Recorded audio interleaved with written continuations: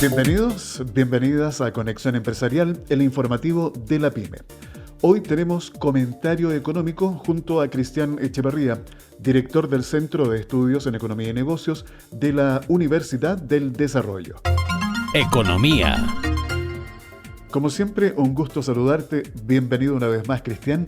¿Te parece que comencemos revisando rápidamente las principales variables económicas y sus diferentes comportamientos? Hola Alfredo, ¿qué tal? Un gusto estar en el programa nuevamente, como siempre. Vamos rápidamente a las variables económicas más importantes de esta semana. Hemos visto que el precio del cobre, con altos y bajos, como siempre en este mercado, se ha estado recuperando.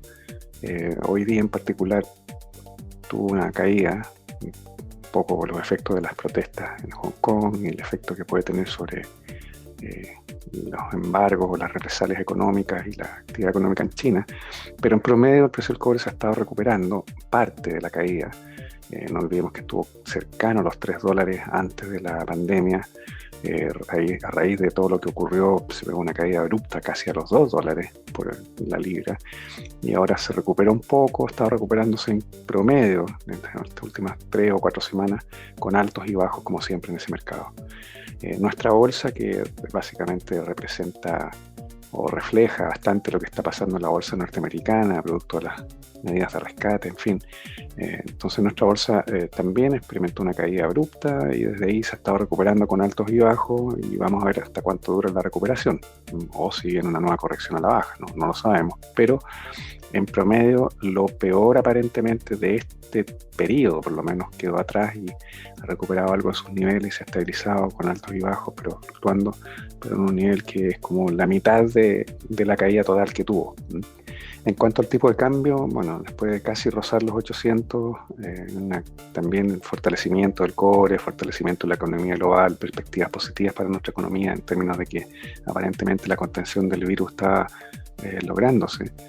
Desde ese nivel bajo de casi 800 que tocó, hoy día vemos que está nuevamente al alza, en parte mostrando la debilidad del cobre, en parte mostrando la corrección pequeña y altos y bajos en las expectativas respecto de la evolución de la economía norteamericana y la bolsa norteamericana, y también con lo que está ocurriendo en nuestro país, es decir, que vemos que la situación no está tan controlada y eso afecta las posibilidades de crecimiento. Cristian, te planteo otro tema sobre el cual se ha estado debatiendo últimamente, la fijación de precios en la pandemia. Te leo un pequeño extracto de un artículo escrito por Libertad y Desarrollo. Lamentablemente, la teoría y evidencia empírica ha demostrado que nunca la fijación de precios ha aumentado el stock del producto que escaseaba. Por el contrario, genera un incentivo a ocultar los productos y venderlos en el mercado negro. Cristian, ¿sirve la fijación de precios para revertir la escasez de productos de alta demanda en época de pandemia? La fijación de precios, en una muy mala medida, apunta exactamente en sus resultados a la dirección opuesta, aunque se entiende la intención, pero si bien la intención es mejorar las condiciones para las personas de bajo ingreso, en la práctica la va a empeorar, y adicionalmente genera, los precios fijados van a beneficiar a quienes no lo necesitan, porque hay muchas personas que van a acceder a los precios fijos siendo que no lo necesiten, porque no discrimina, ¿cierto?, por estratos socioeconómicos, es transversal esta política. Mucho mejores son las políticas selectivas de complementación de ingresos para quienes lo necesitan, o entrega de canastas familiares, como se está haciendo ahora, o cajas de alimentos, más el apoyo de la sociedad completa, que es lo que creo que en estos tiempos se requiere. Es decir, el Estado por sí mismo no va a poder lograr completamente revertir la situación para las personas que lo necesitan. Es decir, esto es una ayuda de toda la sociedad que tiene que ocurrir. Todos quienes podemos, me incluyo, ayudar de algún modo, hagámoslo. Las empresas que puedan ayudar, háganlo. Las organizaciones sociales, las iglesias, en fin. O sea, aquí hay un problema colectivo y vamos a salir de esto en mejor pie y más pronto, en la medida que todos nos ayudemos unos con otros. Esa es la respuesta, ese tipo de respuesta en que se va a quienes lo necesitan en forma selectiva, en forma focalizada. Eso es mucho más efectiva que la fijación de precios, que al final no es efectiva, es completamente inefectiva en mejorar las condiciones de vida de los más desposeídos. Continuamos revisando la actualidad económica junto a Cristian Echeverría. Las acciones de LATAM Airlines reaccionaron con una histórica baja luego que la compañía anunciara la madrugada de este martes que se acogió a un proceso de reestructuración, esto bajo la protección del capítulo 11 de la Ley de Quiebras de Estados Unidos ante el severo impacto de la crisis del coronavirus en sus operaciones. Cristian, ¿nos podrías explicar en detalle qué significa el acogerse al capítulo 11 de la Ley de Quiebra de Estados Unidos y cuáles serían sus diferentes consecuencias? Bueno, LATAM, ¿qué hacer con LATAM y qué es lo que pasa con eso?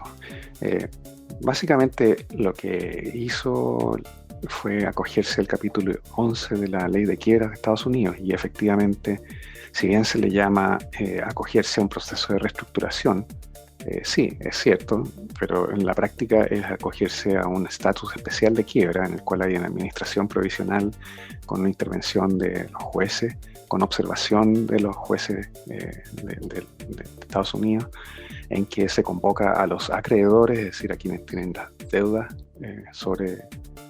contratadas por la TAM, y reestructurar la deuda. Eso es básicamente, es decir, pone un periodo de pausa en que todas las deudas cesan en sus obligaciones, se suspenden los pagos obligatorios que estaban por vencer y todos los acreedores, digamos, un número, de hecho no son todos los acreedores, es un comité de los acreedores más importantes que se organizan para representar los intereses colectivos de todos los acreedores de la empresa, en los cuales se busca una reestructuración de la deuda sujeto a un plan y una reorganización de la empresa sin cambio de dueños necesariamente, aunque puede salir liquidación de activos o venta o entrada de nuevos inversionistas, puede salir como parte del proceso de solución. La verdad es que es un proceso que se inicia con una propuesta y un plan de reestructuración que presenta la empresa, que el interventor lo evalúa y lo sujeta a escrutinio de los acreedores, y si los acreedores lo estiman conveniente se implementa, y si no, los acreedores en todo momento también, este capítulo 11 les da la posibilidad después de cierto tiempo de presentar o contrapresentar propuestas de reestructuración diferentes. Entonces hay un proceso que puede extenderse entre 120 días de que da el plazo para que presente la empresa inicialmente su plan de reestructuración, y después viene un proceso largo que puede durar hasta 1 año y medio, en el cual se reestructure, que puede involucrar varias combinaciones de todas las cosas que he dicho, es decir, reestructuración de la deuda, liquidación de algunos activos, reorganización de la empresa, entrada de nuevos inversionistas o venta obligatoria de las acciones a otros por parte de los principales tenedores de acciones, es decir, cambio de dueños, básicamente de dueños y controladores.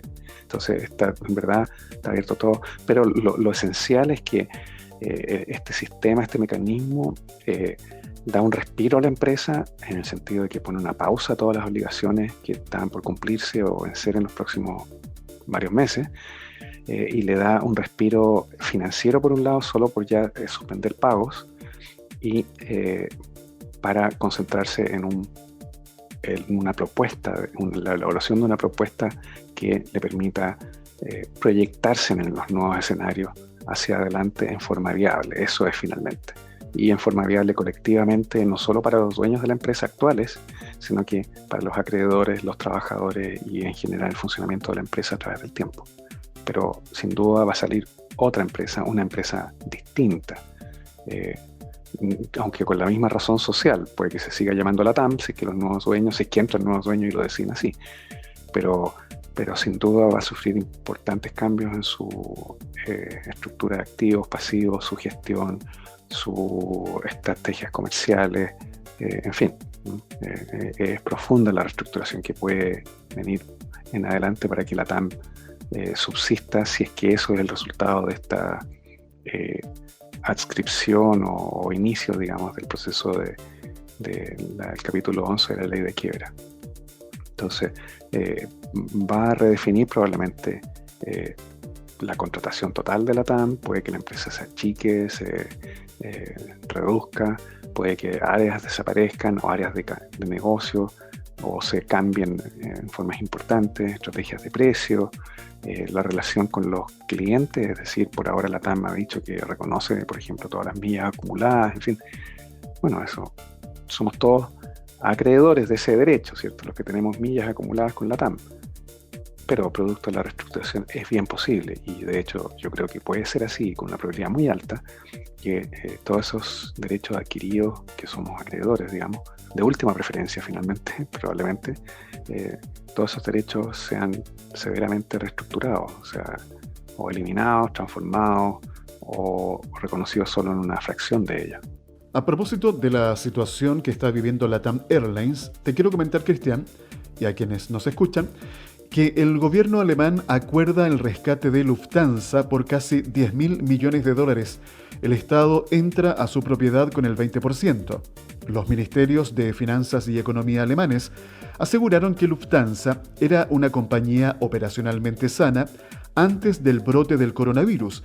Era rentable y tenía buenas perspectivas para el futuro, pero que cayó en problemas debido a la pandemia.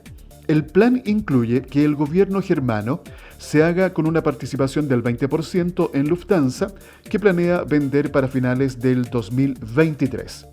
Cristian, primero, coméntanos lo que implica una acción de esta envergadura en donde el Estado se hace parte del mercado.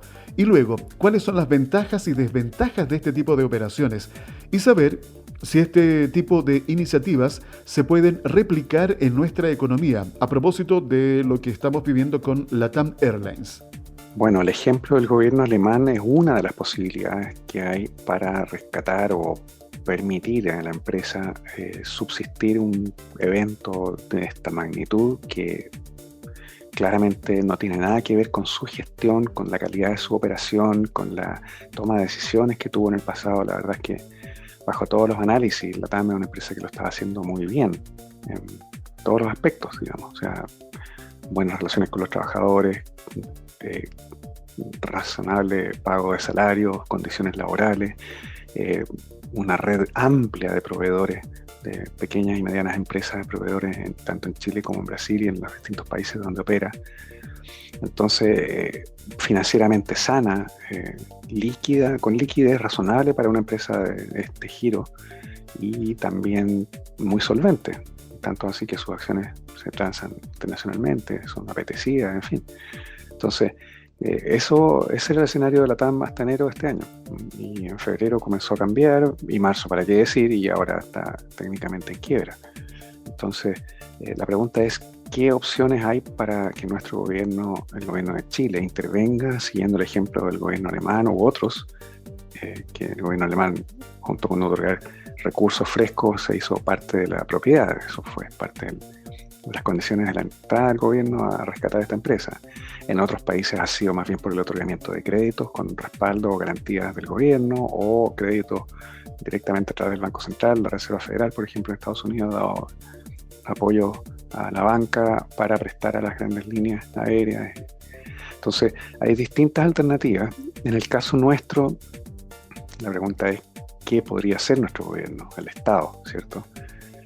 Bueno, en el caso de Chile, esto va en una dirección, podríamos decir, límite, forzando mucho lo que es una de las premisas de nuestra Constitución y nuestro modelo económico, que es que el Estado no interviene en el sector privado, ¿cierto? Directamente, alterando condiciones de mercado. Uno podría decir, esta es una situación de mercado, son de esas cosas que ocurren cada 100 años o 50 años. Podría haber sido una guerra mundial, podría haber sido, en fin, un terremoto cataclísmico en todo el cono sur, no sé. Entonces, pensar que el Estado intervenga es, claro, salirse del Estado subsidiario, entrar a intervenir en un mercado como agente, como comprador de acciones, o entregar crédito, o entregar garantías para que otros les den crédito. Y eso se sale del rol del Estado subsidiario. Ahora, es cierto, eventos inusuales de esta magnitud requieren también respuestas inusuales, anormales, anómalas, o que son de otro orden, ¿cierto? Entonces, entendiendo que esta es una situación anómala que eventualmente va a pasar, y va a pasar no para volver a lo mismo que había antes, sino que para un nuevo escenario en el cual probablemente los flujos aéreos, la demanda por pasaje, la movilidad de las personas internacional y nacional va a tener otras características, va a ser más cara probablemente por todos los resguardos sanitarios que va a haber antes de abordar un vuelo. Seguramente los aviones no van a estar a plena capacidad porque va a haber que mantener distancias mínimas o incluir dispositivos y medidas que involucren aislamiento sanitario de los pasajeros. Entonces, no va a ser el mismo escenario y eso va a ser más caro. Entonces, y en ese escenario, ¿va a ser rentable la TAM o otras líneas aéreas? Probablemente sí, se va a encontrar la manera. Entonces, la pregunta es, ¿qué debe hacer un Estado o nuestro Estado que no es el gobierno alemán? No tenemos los recursos, no somos un país rico, somos un país de ingresos medios altos y con una gran desigualdad en la distribución del ingreso, es decir, que hay sectores de la población que tienen niveles de condiciones de vida y pobreza que no son los que tienen los pobres en Alemania. Entonces las prioridades aquí son otras para el uso de los recursos. Aún así y todo, uno podría entender que hay razones para pensar que una empresa de esta magnitud, que es tan importante en la generación de empleo, en los encadenamientos con el sector de pequeñas y medianas empresas, en la provisión de servicios en todos los lugares donde aterrice, donde hay provisión de servicios a bordo y mantención, en fin, todo lo, y el efecto sobre varias industrias y actividades económicas, el turismo, la alimentación, el transporte, los servicios personales. Entonces es una generadora de empleos importante y además tiene efectos concretos, asimismo la empresa, en la prestación de servicios a otros sectores, especialmente el sector exportador, que también es generador de empleo. Entonces indirectamente, en verdad, tiene encadenamientos muy importantes con otras partes de la economía. Y estos encadenamientos son los que generan la base para pensar en una intervención de nuestro Estado. Ahora la pregunta es, ¿de qué modo? Bueno, se puede ir desde otorgar garantías a quienes presten por la vía de bonos o créditos bancarios a la empresa para que pueda subsistir, pensando en un horizonte, por lo menos lo que va a ser este año, va a ser muy difícil para la aerolínea, no solo la TAM, a nivel global. Y quién sabe si puede ser hasta un par de años. Entonces, garantías del Estado, bueno, eso significa que el Estado está comprometiendo sus recursos y su patrimonio eventualmente, porque si esas garantías resultan que se ejecuten más adelante, si que la empresa aún así todo no subsiste, bueno, esa garantía involucra recursos fiscales finalmente, se van a ejecutar y nos afecta a todos nosotros, porque significaría que nuestro Estado de Chile se empobrece, perdería plata que hubiera prestado. Entonces, la pregunta es, incluso para el otorgar garantías, que suena como súper inocuo, la verdad es que no es inocuo otorgar garantías, para nada, es un riesgo que se está asumiendo. Y mi pregunta es, en este dar y recibir, que supone una intervención del Estado para rescatar una empresa, que es una intervención de todos los chilenos para rescatar una empresa, eso es lo que es finalmente, tal como lo fue, por ejemplo, el rescate del sistema bancario en el año 82, en que el Banco Central, que dependía del Ministerio de Hacienda, otorgó créditos a los bancos a condiciones muy beneficiosas y de muy largo plazo para permitir que los bancos subsistieran. Y el Estado de Chile finalmente se hizo cargo de todos los pasivos, de la deuda de los bancos adquirida en el exterior. Y después vino, bueno, los cambios de propiedad de los bancos a través del capitalismo popular. Pero, en el fondo, la pregunta aquí es, ¿qué recibiría el Estado de Chile por dar ese tipo de facilidades? Y como buen gobierno, el presidente y todo su equipo económico, la ley del estatuto administrativo dice claramente que todo acto debe ser ejecutado con el mismo celo con que un padre vela por el interés de sus hijos. Es decir, aquí debe estar preservado a fuego el mayor interés del gobierno. Y el mayor interés del gobierno no es solo que la empresa subsista y no es solo que siga generando empleos como antes.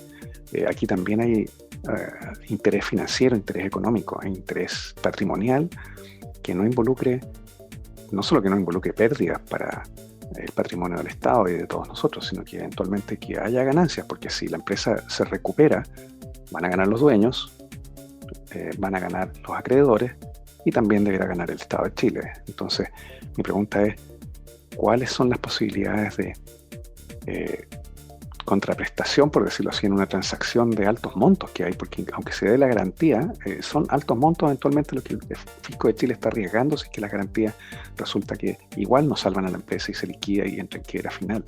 Entonces, yo creo que lo que el gobierno alemán hizo es opción real, es decir, está tomando derecho de propiedad y porque junto con entregar recursos frescos para rescatar a la empresa, está adquiriendo también el derecho a beneficiarse en el caso que la empresa lo logre de aquí a 1 o 2 o los años que sea. Entonces creo que ese modelo se debería aplicar en el caso de Chile con LATAM también. Esa es una forma de salvaguardar el mejor interés del fisco, del Estado y el patrimonio del Estado. Entonces, ojalá que eso sea lo que prime, porque de lo contrario, estamos en un momento bien álgido desde el punto de vista de la protesta y de la sensibilidad social respecto de la inequidad, la concentración del ingreso y de la riqueza, el favorecer a los favorecidos a costa de los desfavorecidos. Entonces, este posible apoyo o rescate que pueda entregar el gobierno a la TAM o a otras, porque esto también sienta un precedente, tiene que ser hecho en condiciones que den garantías y que sean sometidas al escrutinio público, no solo del Congreso, sino que de la gran sociedad, ahora y en el futuro, y se diga, estuvo bien hecho. En esto se rescató una empresa, ganaron los acreedores, ganaron los dueños de la empresa, porque la alternativa era la quiebra desastrosa, ¿cierto? Y también ganamos todos los chilenos. Es decir, que el Estado se hace socio. En el fondo eso es lo que está ocurriendo. Cualquier apoyo que dé el Estado se está haciendo socio, copartícipe del éxito o el fracaso. Y si esto está hecho con la perspectiva de éxito, de que se salvara la empresa, que es lo que probablemente va a ocurrir, debe el Estado participar también en las bondades y beneficios de ese éxito, aparte de todos los otros beneficios que genere para el resto de la sociedad, el cuidado, la generación de empleo, la mantención de los vínculos, conexiones con los otros sectores de actividad económica, tanto por el lado de la contratación como por el lado de la prestación de servicios de la TAM. Así que eso es más o menos lo que puedo darte como criterios y compartir con los auditores los criterios de cómo entender este caso de la TAM y las posibilidades para nuestro gobierno de apoyar a la empresa. Cristian, como siempre, agradecer tu disposición para poder analizar los diferentes acontecimientos que han marcado la agenda económica de Chile y el mundo en estos últimos días. Gracias, que tengas una muy buena jornada y nos volvemos a encontrar en algunos días más. Gracias, muchas gracias por la invitación, Alfredo. Como siempre, un placer estar aquí en el programa y nos veremos en una próxima oportunidad. Que estén muy bien. Chao. Bien, así concluye el programa de hoy con este comentario económico junto a Cristian Echeverría, director del Centro de Estudios en Economía y Negocios de la Universidad del Desarrollo. Las gracias a ustedes por habernos acompañado y recuerden la tarea de siempre. Me gusta, compartir e invitar a más personas para que se unan a nuestra comunidad. Somos Conexión Empresarial, el informativo de la PYME. Conexión Empresarial está orientado a la economía, emprendimiento, las finanzas y negocios, colocando cada día temas de interés al alcance de todos.